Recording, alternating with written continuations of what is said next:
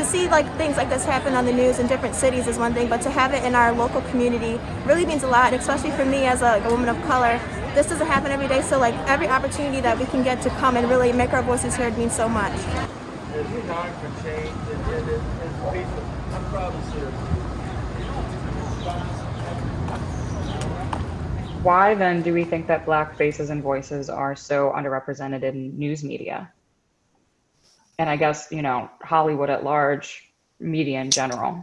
I don't know. I don't know why, you know, Black faces and voices are underrepresented. And I think maybe that goes back to, you know, comfort as well. You know, if you know people are afraid maybe of the Black truth. I don't know. I don't know what it is, but it's just like I think, you know, beyond on camera and off camera, you know, there should be some changes, you know, structurally with inside, you know, the building. You know, having worked in media locally for 8 years, you know, there were times where I felt alone, you know, where, you know, or we are covering an issue that means more to me, and you know, I see it differently, but we're you know, covering it a different way. You know, there's no diverse voice to take a look at it from a different point of view. You know, we all have our biases, you know, and so we sometimes project those biases on the things that we cover, and more often than not, you know, that Black voice is left out of it. So I think, again, that's a structural thing that we all have to do better with. I think also it's something, and this is so ironic. I was watching a 30 for 30 about Bruce Lee last night, and this was a question that they mentioned about, you know, why is the Asian population so underrepresented in media? And I think that, I don't remember who said it, but they made a great point.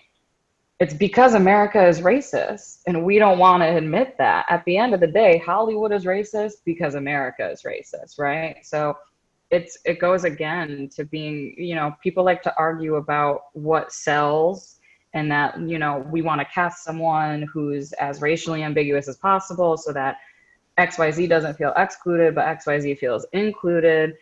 So why would all those people then translate to being white if it wasn't for racism? You know, who are you selling to? What's your demographic? If your demographic is only white people, that's, you know, that's a bigger thing to talk about. So again, this is just why it's not enough just to simply not be racist. We have to work towards anti-racism. And so in amplifying these black voices, I don't want to reiterate too much. It goes again to the full representation on front of and behind the camera. Make those changes, period. You will get support. There's an entire community of people that you have been ignoring for how long. You're going to get that support from the Black community, from these other POC communities, if you represent them. We've seen it. Numbers do well. Black Panther movie, one of the highest grossing movies of its year, almost entirely a Black cast.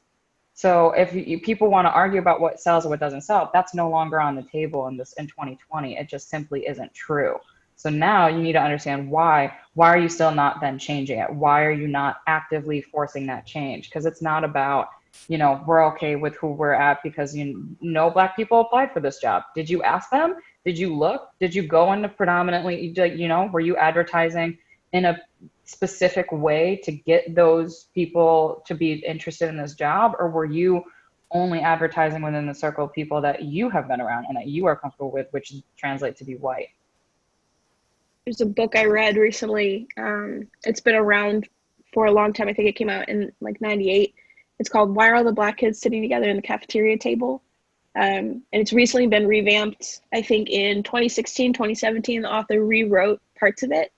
One of the sad things is that she didn't have to change a lot of the information. She just updated her references. That just nothing has changed. But she wrote on, there's a whole chapter on discrimination in the workplace. And are you, not necessarily to hit quotas, but like, are you reaching out in the right ways to get people of color to apply for your position? Are you making it difficult for them? Are you doing, you know, online only applications? Or are you doing, you know, community outreach? Are you putting up flyers? Do you have billboards? Are you actively seeking out people of color? Or are you saying, yeah, maybe someone just didn't apply that just happens to not be color? Are you looking for people who are bilingual? Like, what are you doing to make your business accessible? What are you doing to make it look diverse? And like, what actual attempts are you making? And that I had never thought of that either, because I've always applied for jobs on the internet. I've never needed another way, and that's a privilege that I have. But if jobs want to be diverse, they need to reach out in different ways. They need to think of new methods. What do you guys think about Serena Williams' husband, Alexis Ohanian, resigning from the board at Reddit, asking to be replaced by a person of color?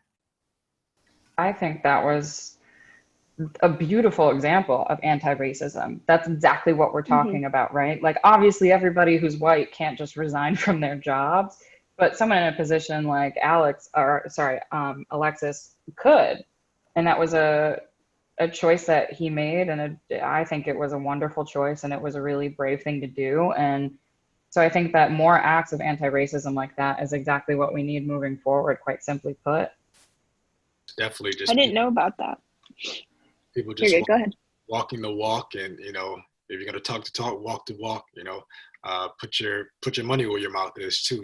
There, although money is not a band-aid for racism, but there are, I know Jade, you talked about supporting Black businesses and Black-owned services. Put your money where your mouth is.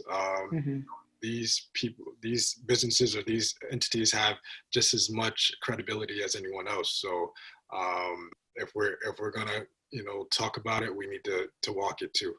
Yeah, I didn't know about the CEO resigning until preparing for this, and I thought that was really cool.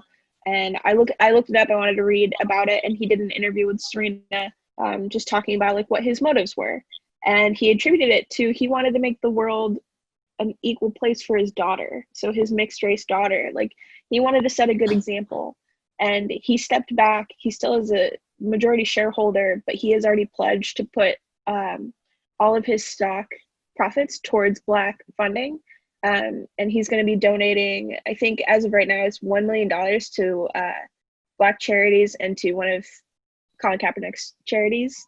And I think that's incredible that not only did he step down, demand that a person of color be hired, but he's also putting more money where his mouth is, and he's doubling the ante, and he's donating over $1 million to try and make the world a little bit better for his daughter, who's going to grow up in this world. Again, kind of what you're saying, but that's making it personal instead of only being political, which is so important. And it's also in support of something of not allowing this to be a trend. What you were saying, Quindell, with like Black businesses and Black artists and all that good stuff. You can do that on a regular basis. You can change where you shop for your haircare products. You can change what makeup brands you're buying. You can demand different things. And we're already seeing that. There's loads of companies that have started different campaigns and that are actively changing the way they're doing things. So I think that we're in a good place as far as that goes, which is great to hear. Justice! Now! Justice! No peace! Justice!